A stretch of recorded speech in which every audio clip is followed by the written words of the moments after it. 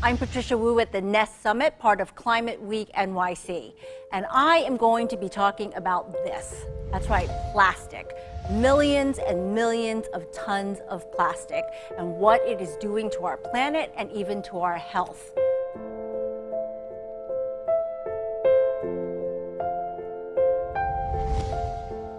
And I'm going to welcome two guests who are going to join me in this conversation because it is going to take each and every one of us to solve this problem.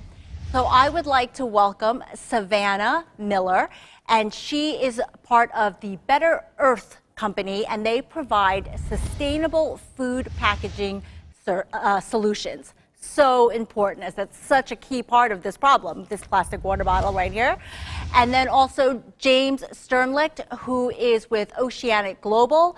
And Oceanic Global is an international NGO that teaches us about the ocean and provides solutions to protect it. Now, I know I could go on and on about both of you, but I'd rather hear directly from you guys. So welcome.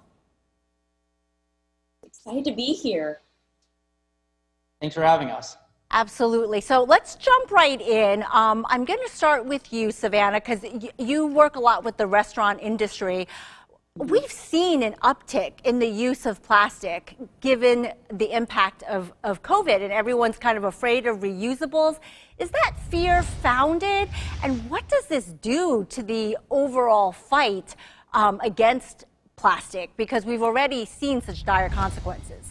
There has been a lot of misinformation around reusables and sustainable products. They are safe to use, and it's important to think about that moving forward. However, there's definitely been a lot of damage that's already been done, unfortunately. There's been we had a lot of momentum around single-use plastic bans and engagement around reusables prior to the coronavirus that has been put on pause. There's also a lot of different policies that are going around grocery stores and restaurants that are stopping reusable programs. And so there's a lot of work that we will need to do. And most importantly, and unfortunately, our food service industry has really been hurt by the coronavirus. And so they are our champions. And so most importantly, we look forward to continuing to support the food service and hospitality industry so that they can also continue to be champions around sustainability. Absolutely. A quick follow-up to that, Savanna. Because the restaurant industry, food service industry has been suffering, how have you been able to help them with the sustainable options? Absolutely. At Better Earth, we believe that nobody should have to choose between keeping their lights on and meeting their sustainability goals. Like, that's just ridiculous. And so we recognize that sustainable products are still at this time at a slight premium to plastic and styrofoam alternatives. And that's merely because they're just younger in the marketplace than plastic and styrofoam. And so right at the beginning of the pandemic, we got together and built out a relief program. We are headquartered in Chicago and in Atlanta, Georgia. And so we worked together to develop a contactless pickup program where local restaurants could come by and get deeply subsidized compostable packaging so they could continue to meet their sustainability goals and just not worry about that while they're dealing with so many other things. So that was incredibly rewarding. Absolutely, that's so important. So James, let me bring you into the conversation now. What have you been seeing as the impact of COVID, and how have you guys been working around that? So yeah, when we started getting involved in the single-use plastic space, Oceanic started a few years ago. And initially, our targets were looking at hotels, looking at restaurants, looking at all of these, opportunity spots where single-use plastic production could happen in a way that would drive scale. Consumer engagement is great, but business engagement is better because if you teach people and they're not able to implement, it's very difficult to follow through on. And unfortunately, we have seen a lot of backslide as a result of coronavirus. Now, as people are trying to make sure that they're not contaminating each other and all that, which is obviously noble, please don't contaminate each other. The thinking has gone and the regulations have gone to pushing towards single-use stuff, which is is largely unsustainable. And as Savanna was saying, as businesses are looking at tighter and tighter margins, this becomes highly problematic because with these, with the shift to more sustainable options, unfortunately, due to the economies of scale and the cheapness of plastic, the options that are less good for our planet, the options that can harm it more, have become those options that people have leaned on. And so one of the major initiatives of Oceanic Global that we were able to work on in concert with Nexus and some help from Accenture was an initiative to take stadiums plastic free. And we were talking to Major League Sports teams, including a couple teams in the NBA, and we have commitments from a number of them on reducing their single-use plastic footprint. I'm not sure if people know this, but this year's Super Bowl was the first plastic-free Super Bowl that had ever been done. And so we got to see the impact of those things, and now we've seen a retraction in people's willingness to commit to these things. We've also seen is there's a lot of new plastic that's entering the marketplace, not just from people reverting to old methodologies of utilizing single-use plastics and single-use solutions in their restaurants. Restaurants that weren't doing that before are now doing it, and people are wearing masks. And those masks are ending up on the beaches, they're ending up in the waterways, they're ending up on the streets.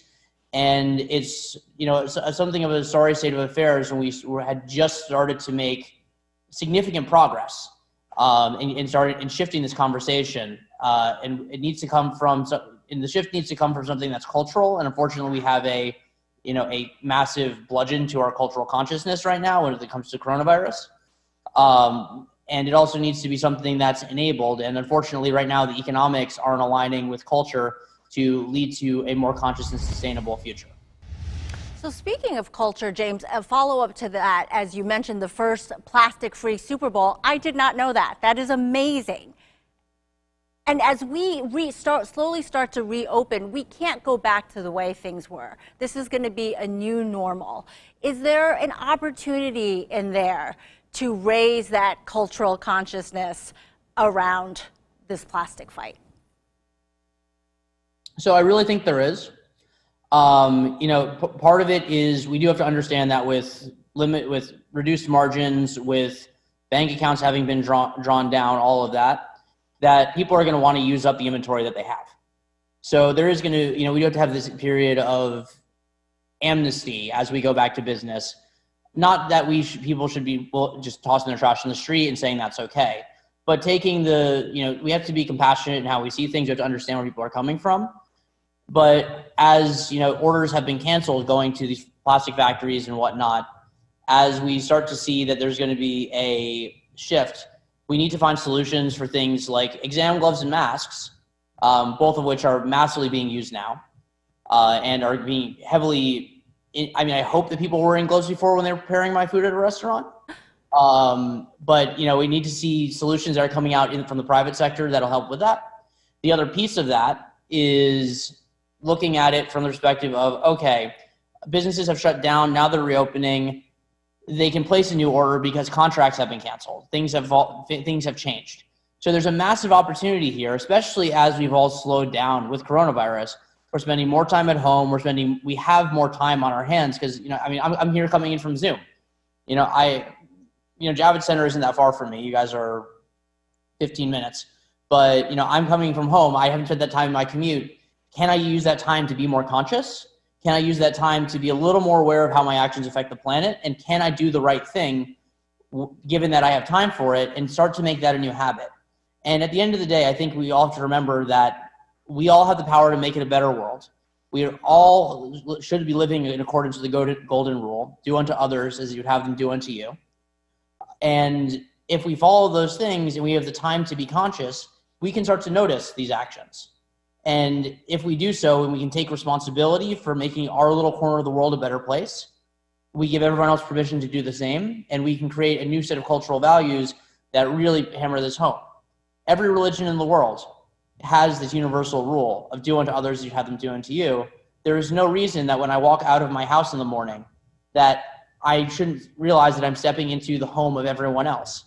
If I wouldn't want someone to leave their litter all over my ground, and I wouldn't want someone to come into my kitchen and trash it, why is it okay to do that to the world around us? The answer is it's not. We can be better. We can do better. And we've got the time now, so let's practice those habits so that they become habits before we have to go back to things as normal.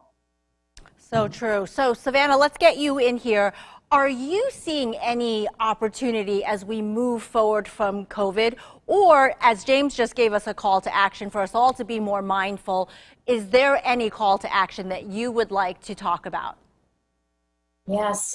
And to build off of James' point, I was thinking the exact same thing, that we do have a little bit more time on our hands. And one thing that I found so uplifting is that it's allowed us to get outside, right? We've had this moment to take a pause, get outside, and also sit a little bit with these different things, the way that we're cooking, the things that we're buying, and hopefully ask ourselves some questions. I don't know about y'all, but we did our own victory garden. And we built out a compost pile in the backyard. And I've heard that from other friends. And actually, we found that there was a few communities in the Northeast, actually, near y'all, that developed their own community composting programs because during COVID, their commercial composting was shut down. And those types of things are so exciting. And so for me, when I think about a call to action, and when you think about solutions in general, there's a lot of momentum. This is merely a small blip in this huge transformation towards sustainable and reusable products. So I am not concerned at all about this momentum towards there because frankly, at the end of the day, plastics come from non-renewable resources. So if we just think about it like that, there's an end date no matter what happens.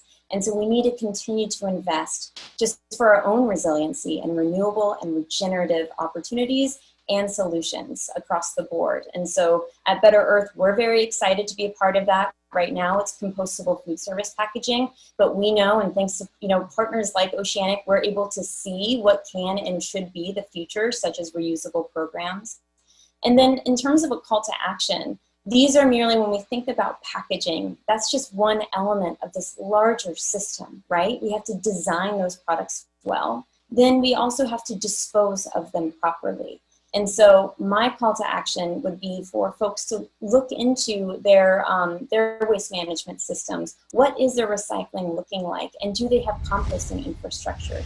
Because unfortunately, only 8% of the plastics ever produced since 1950 have ever been recycled. 8%.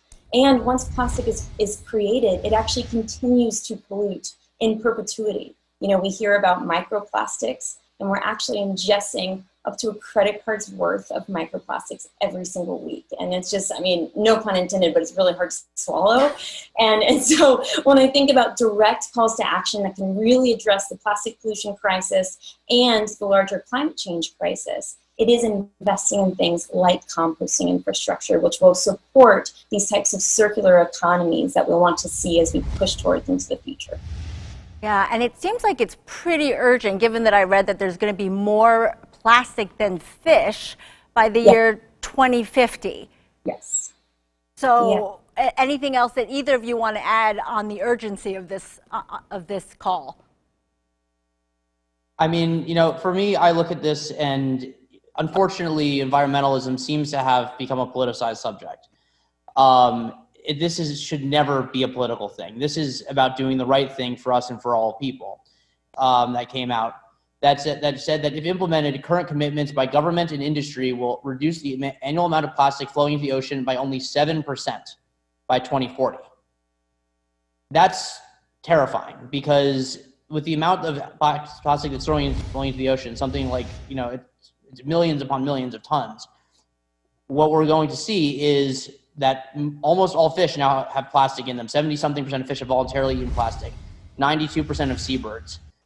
Most marine life is running into plastic. And meanwhile, if you combine this with unsustainable fishing practices, 700 kilograms a second of fish are taken out of the ocean illegally, not recorded, all of that. And half of the seafood is wasted. We're not going to have any fish to eat. We're not going to have our sources of protein and fatty acids and these things that humans depend on for survival. And one of the biggest issues that I see when it comes to thinking about plastics and climate change is that these things are not, a tree hugger's dream. It's not about, lovey-dovey, everyone go love each other. This is about the survival of us and the survival of our planet. And, the planet will figure out a way to shake us if it needs to, long before we figure out how to set up a colony on Mars. Sorry, Elon. And so when I think about this, declining access to food, depleted resources, hurt health, these are the things that drive conflict. And if we want to see a peaceful world, we want to see a world in which we can all live harmoniously, we have to reduce our waste. If we can reduce our waste, that means that we're able to improve our resource utilization. What we're going to see is that people can live in abundance. Right now, the United States spends $218 billion a year on food that we produce. That's good edible food that ends up in landfills. These numbers are staggering. If we spend that much a year on solving world hunger will be solved. So these things become critical issues in how we look at our food systems, how we look at our oceans, how we look at our environment, and the world that we want to live in, and the world that we want to leave our children and the generations to come. We have an opportunity here to avert disaster because we see it. So my call to action would be to, one, go out and learn the statistics, learn the facts, see what's going on, see what the people who are representing you are doing to help these things. Push for stronger policies. And 60% of us, according to the latest Nielsen surveys, are willing to pay more for sustainable products and things that allow us to feel good about the way we exist in the world. If we're willing to pay a little bit more, let them know that. Let them know that they can regulate to force these companies and to force, the bad actors who are potentially out there. And, with the caveat that I think everyone means well. It's just that, some people don't know or don't place importance on these things. Help your government, help the people around you, help the companies that want to do good and don't know how. Educate yourself, share that information with them, and do it with love. Come at this from a place of compassion. No one wants to destroy the planet. There may be one or two people, but as far as I know, everyone is here because they like to live. Otherwise, why would we be here? And so from that, we can assume that everyone's going to want to do the right thing if you help them and you show them how. Well said. All right, Savanna, I'm going to give you the last word. Do you have anything to add to that? All of this can feel very overwhelming. James and I both just threw out some really scary facts. and because we're in this every single day and seeing these things. And so I'll be the first to say that this can feel overwhelming. But honestly, those first steps forward, that's all that it takes. Becoming aware of what's going on, making those small decisions, talking with others, just what James said, and ultimately, bringing us back to this conversation around food, because that's been a prevalent part of this conversation. Food has been a major part of this problem around plastic pollution and climate change and food waste.